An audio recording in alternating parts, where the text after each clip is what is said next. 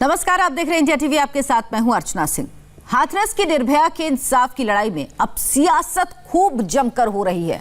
राहुल गांधी और प्रियंका गांधी वाड्रा हाथरस जा रहे हैं, लेकिन उन्हें जेवर टोल प्लाजा के पास एक्सप्रेसवे पर रोक दिया गया। इसके बाद भाई बहन पैदल ही हाथरस की तरफ चल पड़े हैं। राहुल गांधी और प्रियंका गांधी का एक्सप्रेसवे पर यह पैदल मार्च जारी है। प्रियंका गांधी ने कहा कि हाथरस के दोषियों के खिलाफ सख्त कार्रवाई होनी चाहिए। और ये आप देखिए, एक्सप्रेसवे पर प्रियंका गांधी पैदल ही आगे बढ़ गई हैं। उन्हें रोका गया उनके काफिले को, तो प्रियंका गांधी पैदल ही हाथरस जाने के लिए निकल गईं। एक्सप्रेसवे पर जैसे ही राहुल गांधी और प्रियंका गांधी का काफिला चढ़ा, इन्हें वहां रोक दिया गया। सरकार को लेनी पड़ेगी, योगी जी को लेनी पड़ेगी। जिस तरह से महिलाओं के साथ अत्याचार हो रहे हैं प्रदेश में, वे बिल्कुल बंद करवाने चाहिए और उनके जो अपराधी हैं उनके खिलाफ सख्त से सख्त कार्रवाई होनी चाहिए, क्योंकि ये स्थिति पिछले साल में बदली नहीं है। आपको याद होगा, पिछले साल तकरीबन इसी समय हम उन्नाव की बेटी की लड़ाई लड़ रहे थे और आज ये स्थिति है कि आज हर रोज उत्तर प्रदेश में 11 रेप के केस दर्ज होते हैं। वो हमें रोक रहे हैं तो हम पैदल जा रहे हैं। पैदल प्रियंका जी, एक्सप्रेस वे पे आप लोगों को रोक दिया गया है। पैदल क्या जाएंगे आप लोग? हाथरस तक पैदल जाएंगे? वो हमें रोक रहे हैं तो हम पैदल जा रहे हैं। पैदल प्रियंका जी, एक्सप्रेस वे पे आप लोगों को रोक दिया गया है। पैदल क्या जाएंगे आप लोग? हाथरस तक पैदल जाएंगे? तो प्रियंका गांधी कह रही हैं कि पैदल ही हाथरस तक वो लोग जाएंगे। एक बार फिर आपको सुनाते हैं क्या कहा प्रियंका गांधी ने। देखिए, महिलाओं की सुरक्षा की जिम्मेदारी सरकार को लेनी पड़ेगी। सरकार को लेनी पड़ेगी, योगी जी को लेनी पड़ेगी। जिस तरह से महिलाओं के साथ अत्याचार हो रहे हैं प्रदेश में, वे बिल्कुल बंद करवाने चाहिए और उनके जो अपराधी हैं उनके खिलाफ सख्त से सख्त कार्रवाई होनी चाहिए, क्योंकि ये स्थिति पिछले साल में बदली नहीं है। आपको याद होगा, पिछले साल तकरीबन इसी समय हम उन्नाव की बेटी की लड़ाई लड़ रहे थे और आज ये स्थिति है कि आज हर रोज उत्तर प्रदेश में 11 रेप के केस दर्ज होते हैं। तो ये दो तस्वीरें देखिए, एक्सप्रेसवे पर राहुल गांधी और प्रियंका गांधी पैदल मार्च कर रहे हैं हाथरस की तरफ। दूसरी तरफ हाथरस में समाजवादी पार्टी के कार्यकर्ताओं ने हंगामा किया। बड़ी संख्या में समाजवादी पार्टी के कार्यकर्ता हाथरस में इकट्ठा हुए। वो गांव जाने की कोशिश कर रहे थे, लेकिन उन्हें रोक दिया गया।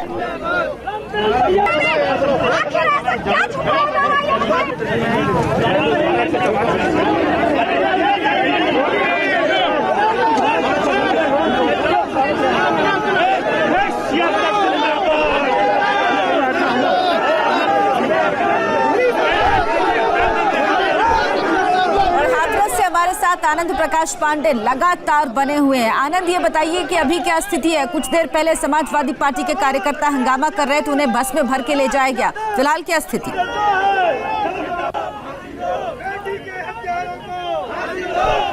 आनंद, आपको आवाज मिल रही है?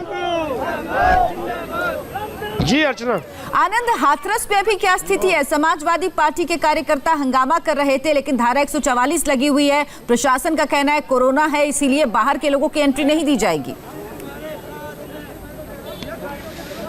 जी बिल्कुल, प्रशासन ने हाथरस की जो सीमाएं हैं उसको सील किया हुआ है। किसी भी पॉलिटिकल एक्टिविस्ट या पॉलिटिकल कार्यकर्ताओं को यहाँ पे आने की मनाही है। हालांकि समाजवादी पार्टी कार्यकर्ता जो है वो 2 दिन से यहीं पर जमे हुए थे।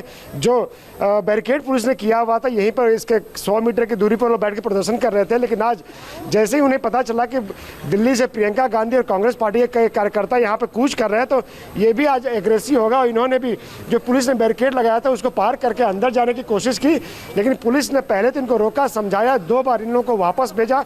लेकिन जब समाजवादी पार्टी कार्यकर्ता नहीं माने तो पुलिस के साथ धक्का मुक्की लगे करने, बैरिकेड की तरफ बढ़ने लगे, तो पुलिस ने फिर इनको पीछे धक्का दिया और फिर उन लोगों को हिरासत में लिया गया। इसके चलते कुछ देर के लिए जो ये नेशनल हाईवे है जो हाथरस को लखनऊ से, माफ कीजिए, आगरा से जोड़ता है, ये भी कुछ देर के लिए जाम हो गया था। फिलहाल यहाँ से जो समाजवादी पार्टी कार्यकर्ता जो यहाँ पे नारेबाजी कर रहे थे, प्रदर्शन कर रहे थे, उन्हें पुलिस ने हटा दिया है, उन्हें हिरासत में लिया गया है और उन्हें यहाँ से दूर थाने भेज दिया गया है। आनंद, आप यहाँ पर तब से मौजूद हैं जब से पीड़िता का शव पहुंचा था। आपको क्या लग रहा है, वाकई किसी पार्टी को कोई लेना देना है उस बिटिया से या उसके परिवार से, या सिर्फ ये कोशिश है कि कौन कितनी स्कोरिंग कर लेता है, कहीं कांग्रेस हमसे आगे ना निकल जाए या समाजवादी पार्टी हमसे आगे ना निकल जाए?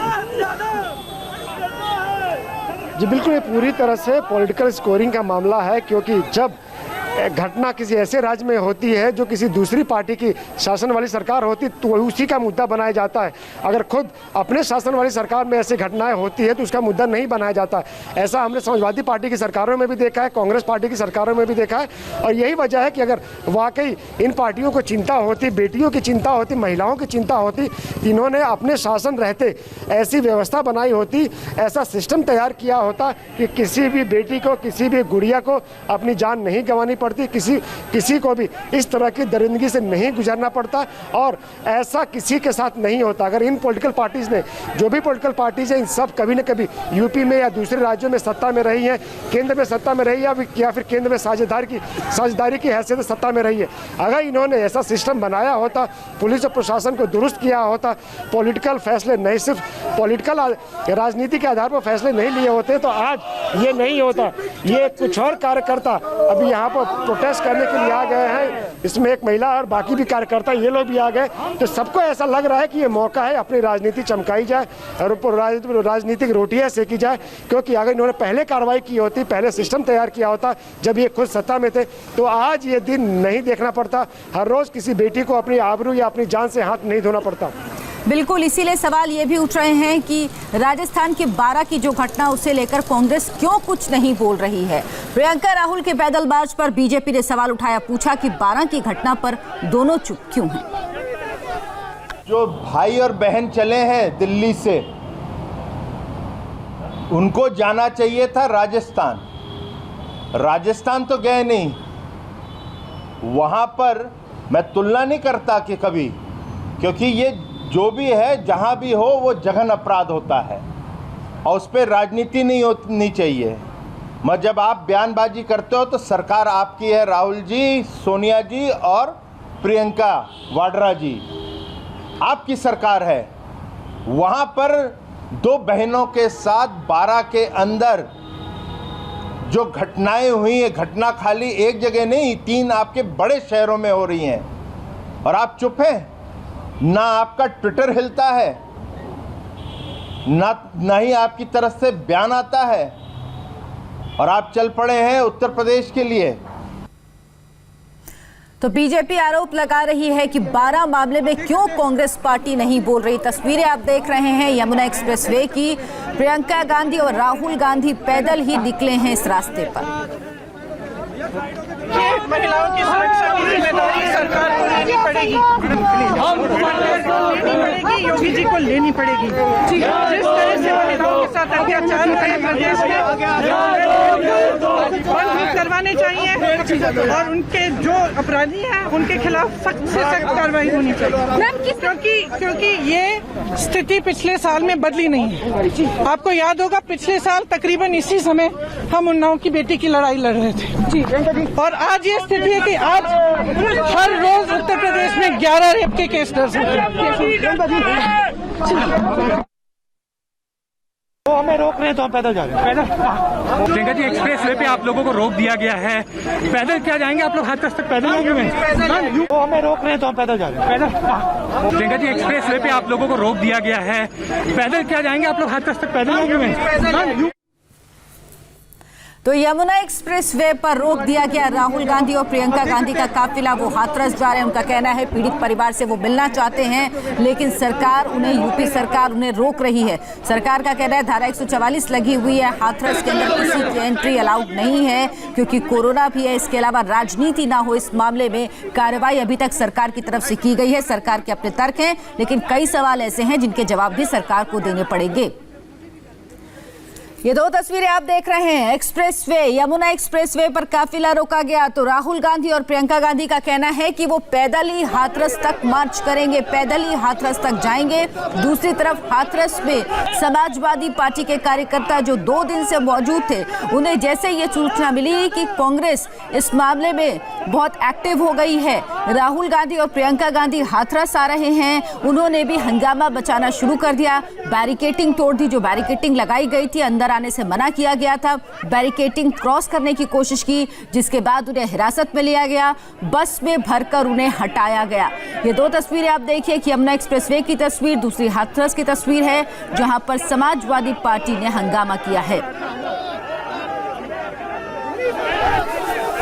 तो राहुल गांधी और प्रियंका गांधी दोनों ही इस वक्त एक्सप्रेस वे पर हैं, लेकिन सवाल यह है यहां से लगभग 150 किलोमीटर की दूरी है हाथरस की, 142-145 किलोमीटर की दूरी है। तो क्या इतना रास्ता वाकई पैदल तय कर पाना संभव होगा राहुल और प्रियंका के लिए? लेकिन हमें भट्टा परसौल वाला भी वो दृश्य याद है जब अचानक एक मोटरसाइकिल आई थी, राहुल गांधी इसी तरह से पैदल मार्च कर रहे थे और वो उस मोटरसाइकिल में बैठकर चले गए थे। तो क्या आगे कोई गाड़ी उनको मिलेगी? क्योंकि इतना लंबा रास्ता तय कर पाना किसी भी हाल में संभव नहीं है। तो हाथरस में बेटी से दरिंदगी पर सियासत हो रही है, दूसरी ओर एसआईटी भी अपने काम में लगी है। एसआईटी ने आज पीड़ित परिवार से मिलकर बयान दर्ज किया। इस टीम में अंडर सेक्रेटरी होम भगवान स्वरूप, एडीजी चंद्र प्रकाश और पीएससी कमांडर पूनम हैं। एसआईटी ने कल थाने में भी जाकर पूछताछ की थी। गैंगरेप केस में हाथरस का पुलिस प्रशासन सवालों के घेरे में है। आज प्रशासन ने पीड़ित के गांव में मीडिया तक की एंट्री पर पाबंदी लगा दी। प्रियंका राहुल के दौरे से पहले डीएम एसपी ने बॉर्डर सील करने और धारा 144 लगाने का ऐलान कर दिया। हाथरस के जो सभी बॉर्डर हैं वो सील किए हुए हैं और इसके अलावा जो आसपास के जनपद हैं उनसे भी हम कांटेक्ट में हैं, लेकिन ऐसी कोई ऑफिशियल सूचना हमारे पास नहीं है कि मिसेस गांधी यहाँ पे आ रही है। हमारे यहाँ पे मैं बता दूँ धारा 144 लगी हुई है और 5 से अधिक व्यक्तियों को इकट्ठा होने की हम अनुमति नहीं दे रहे हैं और हम उसका स्ट्रिक्टली कंप्लायंस कराएंगे। एक तो पहला कि एसआईटी टीम काम कर रही है तो उनको थोड़ा अलग से काम करने की स्वतंत्रता दी जाए, और दूसरा कि चूँकि यहाँ पे काफ़ी लोगों का आवागमन ऑलरेडी हो चुका है, गांव में बहुत दूर दूर से लोग भी आ चुके हैं, तो कोरोना के भी जैसे आपको मैं बताना चाहूँगा कि हमारे 3 पुलिसकर्मी उनमें कोरोना के प्राइमरी लक्षण पाए गए थे, उनको भी आइसोलेट किया गया है, जिनको कि कोरोना के टेस्ट हम लोग शाम को कराएंगे, वो भी आइसोलेशन में चले गए हैं। कुछ महिला पुलिसकर्मी हैं वो भी शिकायत कर रही हैं तबीयत ख़राब होने की, तो सीएमओ साहब से रिक्वेस्ट भी की गई है कि एक बार ज़रा यहाँ पे जो चेकअप करवा लें, देख लें। तो इन सब को देखते हुए मीडिया को रोका गया। मीडिया ही नहीं, जो बाहर से आने वाले अन्य जो लोग हैं उनको अभी रोका जा रहा है कि एक तो कि कोरोना की वजह है और दूसरा एसआईटी निष्पक्षतापूर्ण काम कर ले, तो इसके लिए हम लोगों ने अभी रोका है। मेडिकल रिपोर्ट जो अलीगढ़ से मिली है उसमें चोटों के बारे में बताया है, लेकिन जो sexual intercourse, force sexual intercourse जो कहते हैं, इसकी उन्होंने पुष्टि नहीं की है। इसकी पुष्टि के लिए वो एफएसएल की जो रिपोर्ट होती है, फॉरेंसिक रिपोर्ट होती है, उसका वो वेट कर रहे हैं। तो फॉरेंसिक की रिपोर्ट जब आ जाएगी हम लोग उसको जल्दी से जल्दी मंगा लेंगे, उसके बाद उसे दिया जाएगा फैसला। उसकी मेडिकल रिपोर्ट मैंने देखी है और उसका जो ऑब्जर्वेशन है वो फाइनल ऑब्जर्वेशन ये है कि एफएसएल की जांच के लिए भेजा गया है और एफएसएल की जांच के बाद ही ये प्रूव हो पाएगा कि उसमें उनका रेप हुआ था या नहीं हुआ था। उसमें कोई स्पष्ट उसमें मंतव्य उसमें नहीं दिया गया। जो साइंस होते हैं बॉडी पर, वो इस टाइप के साइंस उनको नहीं मिले हैं और उन्होंने इसीलिए उसको एफएसएल के लिए भेजा। प्रशासन पर पीड़ित के शव का परिवार की मर्जी के खिलाफ अंतिम संस्कार करने का आरोप है, लेकिन डीएम के बाद आज एसपी ने भी दावा किया कि परिवार की सहमति से ही अंतिम संस्कार किया गया, जबकि पीड़ित के भाई ने साफ कहा कि अंतिम संस्कार के लिए परिवार की रजामंदी नहीं ली गई। तो पीड़ित परिवार से एसआईटी की टीम मिलने पहुंची है, उनसे बातचीत कर रही है, लेकिन वहां पर मीडिया को नहीं रहने दिया गया। साथ ही साथ ये भी कहा गया कि कोई अपने कैमरे से इसे शूट नहीं करेगा। जैसा आपको पता है कि सुबह ही पीड़िता की मृत्यु हुई थी, उसके बाद लगभग दोपहर तक पोस्टमार्टम की कार्रवाई कंप्लीट हो गई थी, लेकिन अस्पताल के कुछ हंगामे आदि की वजह से समय से शव उनके गृह गांव में नहीं आ पाया था। साथ ही कानून व्यवस्था की दृष्टि, जैसा अस्पताल के पास भी आपने देखा कि कानून व्यवस्था की स्थिति वहाँ भी बिगड़ने के चांसेस थे। इन सब को देखते हुए तथा ये भी बात थी कि पोस्टमार्टम के बाद काफ़ी समय हो गया था, इन सब को बातों को देखते हुए उनके पिता, पीड़िता के पिता और भाई आदि सबसे संबंधियों से बातचीत की गई, उनसे रिक्वेस्ट भी किया गया, तो वो एग्री हो गए थे कि शव का अंतिम संस्कार रात को ही किया जाएगा और परिजनों की पूर्ण सहमति से शव का अंतिम संस्कार पुलिस और प्रशासन की मदद से देखरेख में रात को ही करा लिया गया था। अंदर हमारे डीएम एसपी सब लोग आए हुए थे, यहाँ मेरी थोड़ी बहस भी हो गई, उनसे बात भी की मैंने। वो लोग थोड़ा चिल्ला भी रहे थे मुझ पे कि मतलब लड़की को यहाँ डाल के रखना सही नहीं है, ऐसा वैसा। हमने हमारी सिर्फ एक ही मांग थी कि हम कल ही अंतिम संस्कार करेंगे, हमें इतनी जल्दी नहीं है, हम आइस के छिल्ली ला सकते हैं बर्फ की, उस पर लिटा सकते हैं, हमारे पास बहुत सारी व्यवस्थाएं, इतनी जबरदस्ती इतनी ना करें हमारे। गेट क्यों बंद किया हुआ? गेट क्यों बंद किया आपने? घसीट के ले जा रहे हैं पुलिस वाले, पकड़ के यहाँ से बाहर निकाल के ले जा रहे हैं हमारे पास। अब आप लोग क्या करेंगे? अंतिम संस्कार कर दिया गया है, अब आप लोग क्या करेंगे? सर हमें नहीं पता, हमें मालूम ही नहीं अंतिम संस्कार हुआ, हमने अभी तक अपनी बहन को देखा ही नहीं है। इसी बड़ी खबर पर हम बने हुए एक छोटा सा ब्रेक, फौरन वापस लौटेंगे।